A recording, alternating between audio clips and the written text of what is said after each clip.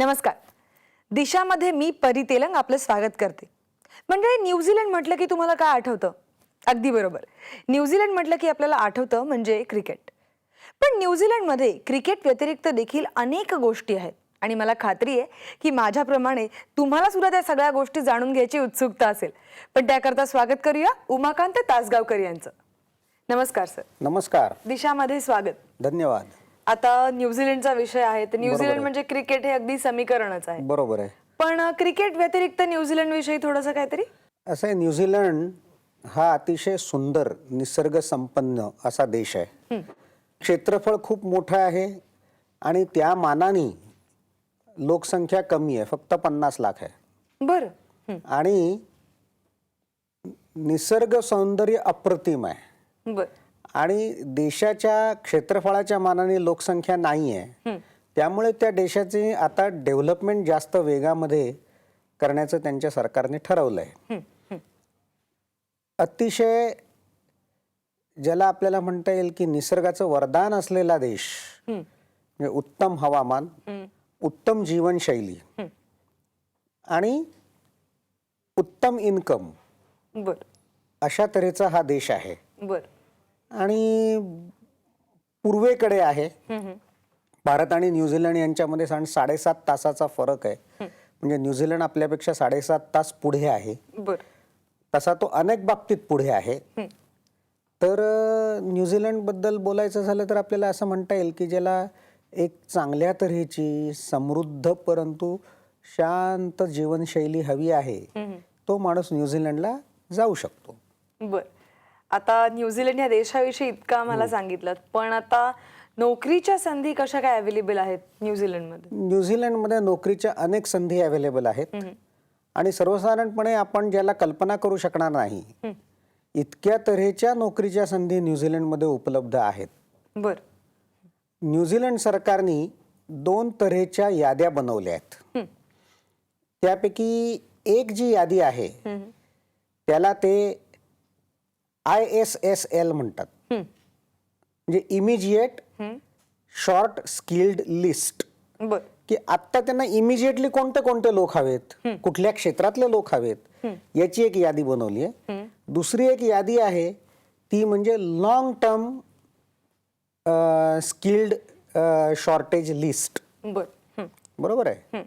म्हणजे एक immediate skilled shortage list आणि एक लॉंग टर्म, म्हणजे येणाऱ्या भविष्य काळात आपल्याला कुठल्या क्षेत्रातले लोक लागणार आहेत, बरोबर, त्याची यादी. बरोबर. त्यामध्ये ही लिस्ट जी आहे ती सतत रिव्ह्यू होत असते. बरं. कारण जसजसे लोक मिळत जातात त्याप्रमाणे ती कमी जास्त प्रोफेशन चेंज होत असतात. ते काही गाळले जातात, काही त्याच्यामध्ये ॲडिशन टाकले जातात. तर हे सगळं सतत चालू असतं. बरं. आणि जसजसे त्यांना लोक मिळत जातात त्याप्रमाणे त्याच्यात सुधारणा केली जाते. बरं. परंतु तरी सुद्धा इथे प्रचंड मोठ्या प्रमाणामध्ये वाव असा आहे की त्यांना प्रायमरी टीचर्स पासून लोक हवेत. बरं. ओके. इंजिनिअरिंगच्या सर्व शाखेतले सगळ्या तऱ्हेचे लोक हवेत. बरं. त्याच्यानंतर IT त्यातले सर्व लोक हवेत. वैद्यकीय क्षेत्रांमधले सगळ्या तऱ्हेचे लोक त्यांना हवेत. आता साधारण नर्सिंग, तर आपल्याला फक्त एकच नर्स माहीत असते, पण त्या नर्सिंगमध्ये सुद्धा अनेक स्पेशालिटीज आहेत. बरं. म्हणजे इंटेन्सिव्ह केअर युनिट बघणाऱ्या, त्याच्यानंतर हार्ट वॉर्ड मधल्या, सायकोलॉजिस्ट म्हणजे सायकियाट्रिस्ट पेशंटना बघणाऱ्या, किंवा ज्या अशा ज्यांना मेंटल हेल्थचा ज्यांचा प्रॉब्लेम आहे अशांना बघणाऱ्या, या सगळ्या तऱ्हेच्या नर्सेस त्यांना हवेत. बरं. बरं. त्यांना डायलिसिस टेक्निशियन हवेत. त्यांना इतर निरनिराळे म्हणजे रेडिओलॉजिस्ट किंवा तुमचे हे, फक्त त्यांनी आता एक रिसेंटली एक जो प्रोफेशन काढला तो म्हणजे ऑप्टोमेट्रिस्ट. बरं. म्हणजे जे चष्मा काढून देणारे लोक असतात ते त्यांनी गाळलेत. पण बाकी वैद्यकीय क्षेत्रातले सगळे लोक पाहिजेत. आपल्याकडे जे कृषी पदवीधर असतात त्यांना बऱ्याचदा समजत नाही की आपण काय करावं आणि कुठे जॉब घ्यावा. न्यूझीलंडला ॲग्रिकल्चरिस्ट हवेत. बरं. आणि ते ॲग्रिकल्चरिस्टची पण सगळी स्पेशलिस्ट यादीच त्यांनी दिली आहे. बरं. तर त्याच्यामध्ये ॲग्रिकल्चरिस्ट मार्केटिंग पासून पिग फार्मर म्हणजे डुक्कर पालन करणारे, त्यानंतर पोल्ट्री फार्मर म्हणजे पोल्ट्री कोंबडी पालन करणारे, या व्यतिरिक्त त्यांना जे मत्स्य शेती करतात असे पण लोक त्यांना हवे आहेत. म्हणजे शेतीशी संबंधित जवळपास सर्व प्रकारचे लोक त्यांना हवेत, कारण त्यांच्याकडे पाणी भरपूर आहे, अतिशय सुपीक जमीन आहे, परंतु त्यामधनं पीक काढायला माणसं नाहीत. बरोबर बरोबर. तर त्यामुळे त्यांना इतक्या तऱ्हेचे लोक तिकडे हवे आहेत. आणि हे सगळे लोक जे आहेत हे जगभरातून ते लोक बोलवतात आणि त्यांना तिकडे जॉब देतात. ते म्हणजे या गोष्टी आपल्यापर्यंत एखादी गोष्ट आपल्यापर्यंत न पोहोचल्याने किती मोठं नुकसान होऊ शकतं की हे माहितीच नाहीये की इथे गरज आहे, जिथे इथे आपल्या शेतकऱ्यांच्या इतक्या आत्महत्या होत आहेत. बापरे, ही खूप छान माहिती आम्हाला दिली तुम्ही. नाही, जे कृषी पदवीधर आहेत त्यांना भारतात जर का जॉब नाही मिळाला तर न्यूझीलंडमध्ये नक्की मिळेल. बरोबर. म्हणजे संधी उपलब्ध आहेत, फक्त त्याचं सोनं करणं गरजेचं आहे. अगदी अगदी. आणि तुम्हाला जर का 4-5 हजार न्यूझीलंड डॉलर पगार मिळाला तर इथे त्याचे 2 लाख रुपये होतात. बरोबर. पण आता या न्यूझीलंडची आपण इतक्या संध्या आहेत अवेलेबल, पण त्यांचा इन्कम पे स्केल आहे म्हणा किंवा अर्थव्यवस्था त्यांची नेमकी कशा प्रकारची आहे? नाही, त्यांची अर्थव्यवस्था चांगली आहे, स्टेबल आहे.